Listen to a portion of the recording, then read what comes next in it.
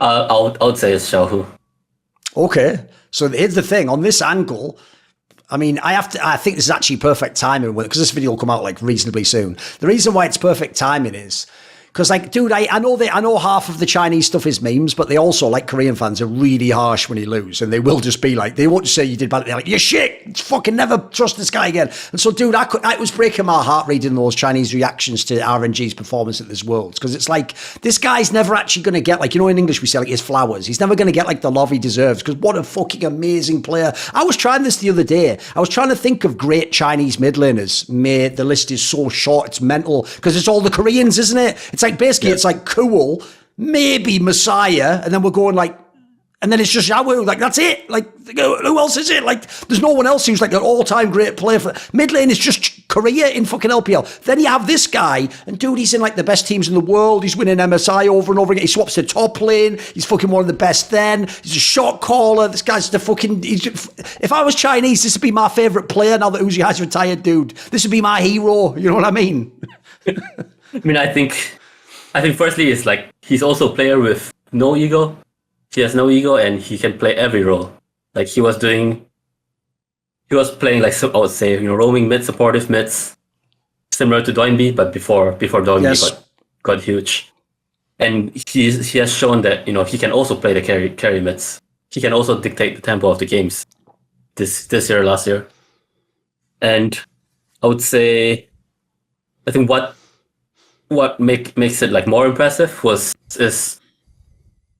is how he plays the side lane. I think he's probably the best player in the world. If you put him in an even game on a champion which can, or even game on a normal champion, he can even split push side lane with Syndra, and he doesn't make mistakes on the side lane. And I think many teams, they just study how he plays the side lane because he knows when to pressure, he knows when to overextend on purpose, so that even if he gets caught, you know, he wastes a lot of time.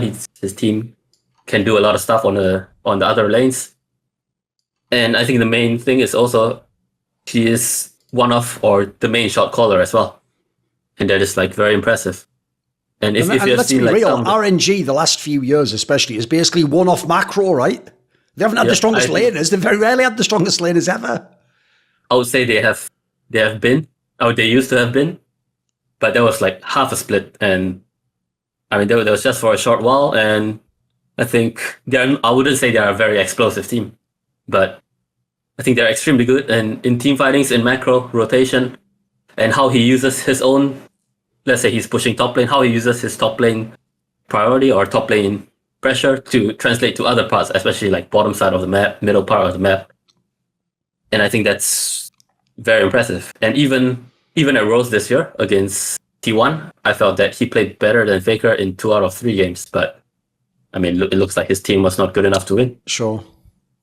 One thing I would also say is he's another player I think the narrative's doomed, because there's 2 narratives. One, he never does that well at Worlds. Like, spoiler, look at his teams. Like, the joke is, how are they even getting these MSIs to win them? How are they even at fucking Worlds? Like, if you know how hard the LPL is, they shouldn't even be in some of these Worlds. His team should probably be like 5th. It wasn't for him. And then the other thing I'd say is this, the other narrative that killed his career, in my opinion, was everyone thinks like, it was all just protect Uzi I, it was raise the puppy, it was for protect one burning out 5G in Dota 2. Like, right, they think that, right? So what they think that means is that everyone else sucked. What they don't understand is, like, he plays mid lane, guys, the most impactful role in League of Legends. How could you be the best team in the world if your mid laner sucks? That's never happened ever. How could you be the team that wins the LPL and goes to Worlds and wins MSI if your mid lane? You can't. Like, the joke is, as all the other roles, I usually think it is overrated when you're like, the other guy beat him. It's like, if you actually are just straight up beating up like Showmaker, Faker, just on landing, like, best of fight, you're a god. Like, you might not be the best laner, but you are a god. I mean, I think he's probably one of the most like flexible players. Probably, I would say, like the greater version of Perks. And I mean, of course, he's not as impressive. And if you ask any other mid laners, you know, they'll say, yeah, he's not very impressive. But I think he knows the perfect balance by in terms of like laning and being selfless and trying to help his team. I think this is something which it's not easy to teach for sure.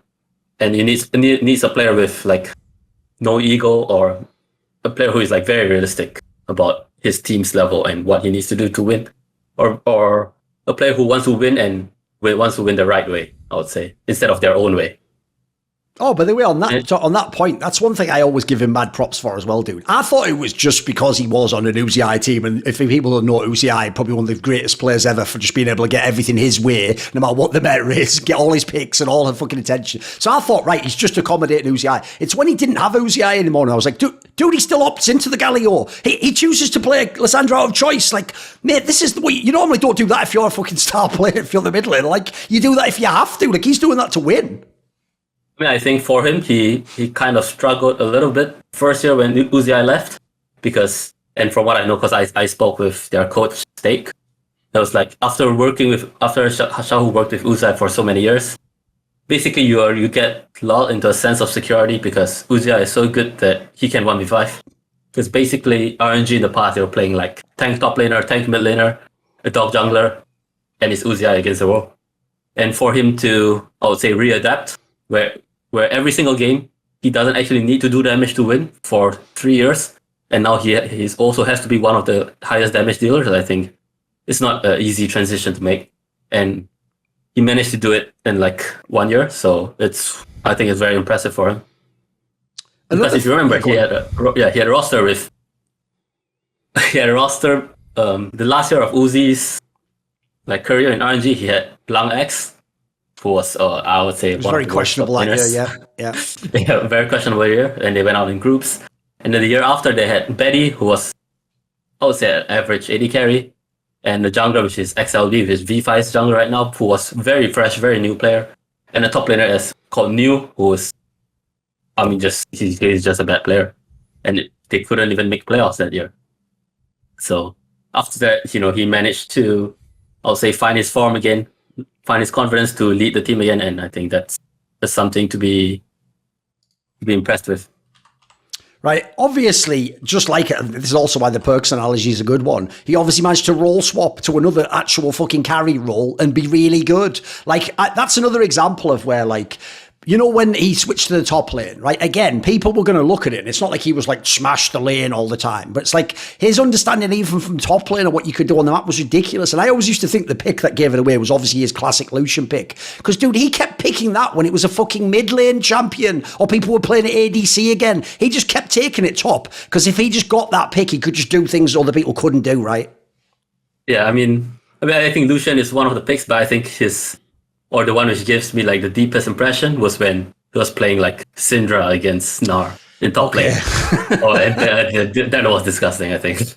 Because I think it's very clear, like mid laners, they are generally the most skilled player on the roster. Yes. And for him to be able to pull out these champions in the top lane where I'm 100% sure, the enemy top laner they have never seen this like bullshit before.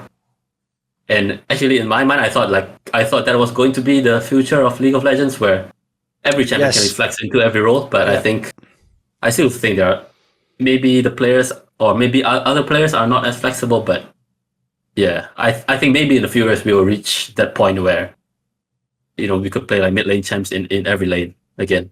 I mean, the sad thing is, if people don't know, not only did G2 do it, but I've heard, if you even saw that summary of the voice of Yamato, where Yamato told all the story, Wonder wanted to do this with a bunch of mid lane champions. It's just that they couldn't pick them because of the way they had to draft and for other people. So if you don't, I agree with you. I even thought, dude, that the real lesson everyone would learn from like RNG and G2 was like actually what you want in the future. This will sound mad to plebs, but I wasn't joking when I made that mean tweet, like, just get Xiaohu to play top lane in top esports. Like, the joke is, I would actually have my solo laners just be two fucking mid laners, dude, and I would just flex between, and I would just have them. Like, it could work. It could actually be like a revolution, right?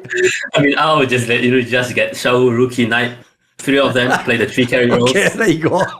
Because what's mad is, again, you could even change the champions. Then you could even play mage bot lane if you want. If you're that good, you're gonna win lane, right? That's for sure. I think if, especially mid laners who can play bot lane, that is even more broken because not to be mean, but I think like bot laners in general are like the most limited in terms of knowledge of other champs. Oh, for sure. So like a good mid laner who can play AD carries and is proficient on his champs, like for sure he is, they'll just abuse everyone. I mean, Perk's shown it before in Europe. By the way, you touched on it earlier, but like a trend obviously happened at this Worlds with Faker saying about RNG before they played, right? The trend in Xiaohu's career as well is like, dude, this is where you know the people who understand like macro concepts and more than just like raw laning and like, wow, the damage chart, look at this. The way you know that, and that some pro players, dude, aren't even thinking that way, is how many times have I seen Xiaohu and Doinby to have some fucking Korean player who was technically more skilled than them, or like the classic example was Nemesis, if you remember that one, just sort of be like, this guy isn't even that good. It's like, well, the joke is you just don't know how he beat you. He did beat you, he just went and beat you right after that, but your brain, it doesn't make sense because he's doing more than just the raw position mid lane. He's playing the game of League of Legends. He's playing the map. I mean, it's something which we noticed, or me and Nuke Duck, what we noticed this year when we went to boot camp was that I think like the playstyle in Asia is very team, or for mid lane is very team based. So everyone is just push and move or try to stop you from pushing and then push out and move and help the team. While for EU, I think everyone is trying to be Larson, where they go for maximum punishment. They want to punish you in lane. They want the game to be a 1v1 or 3v1 in their favor, and they just destroy you. And I think that's the main difference for like mid lane in the West, or I would say in Europe and in Asia. So I guess that's the reason why like maybe some European mid laners think that, hey, Doinby is not that good or Xiaohu's not that good. By the way, spoiler, both of those also players where you can put almost any players around them, even bad players, and they will not only make that player look good, the team will be like relevant. Like, I always think the mad ones on the Doinby ones is when he wasn't even that skilled at laning. Mate, he used to make actual miracles work with those early teams. And some of those Korean junglers, dude, the joke was he just gave him a Korean, like, a fucking Lee Sin player, and he would just make any of them look fucking sick. And then they all got jobs. I always thought they should have paid him like a tithe, dude. He got so many people a job after the year they played with Doinby. And half of them got exposed. They just found out not to be good junglers. Yeah, I mean, even other roles, right? Like, I think what team was he on? I think he was on the same team with SML. Oh, he was on Rogue Warriors with SMLZ. Yes. And SMLZ, after that split, everyone thought, he was like top 3 AD carry. It's going to be the next Suzy I, that's what everyone said. Yeah, top 3 AD carry. Let me think. Top 3 AD carry, and then six-figure salary, 6-figure like US dollar salary, with a huge signing fee in his next contract, and this guy just never did anything meaningful again. Yeah, and I think that's insane, because I think for Doinby he knows, or like this, like off topic, but for Doinby or like for players like Xiaohu, they know how to win. They know how to use their teammates. I think this is I would say it's a special skill where you know how to use your teammates to make sure that you can win the game. Yes. See more cool, funny, interesting clips based on topics from my content? Well, subscribe to this channel then, or, be a pleb and don't.